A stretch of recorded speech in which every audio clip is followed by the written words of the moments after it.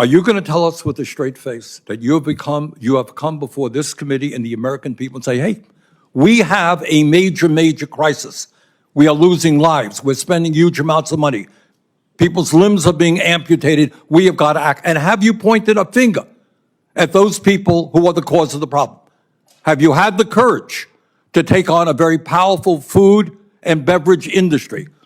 You know, there are 15 teaspoons of sugar in this product. How many parents in America know this when they give it to their kids? Say, here, have a Coke, go out and play ball.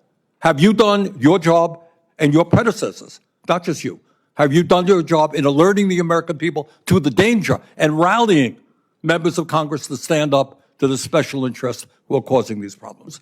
Much of what we try to do, frankly, gets blocked along the way, and we'll talk about that. Let's be honest here.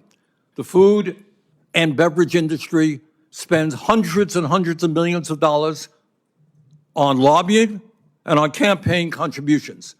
You tell me the role that they are playing in destroying the health of America's children. Well, I'm not going to contest your comment about the amount of money spent on lobbying. I think it's probably accurate. I don't have figures on that.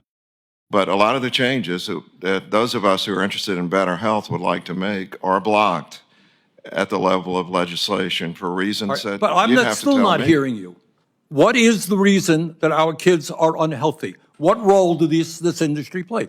Even now, you're getting out of office. Are you prepared to tell us that this committee, this Congress needs to take on the food and beverage industry whose greed is destroying the health of millions of people? Well, I'm not going to castigate the people that work in the food and beverage industry. You're not. No, what I will say. That is your job. No, it's not to castigate. It's to point out how to make progress in this area.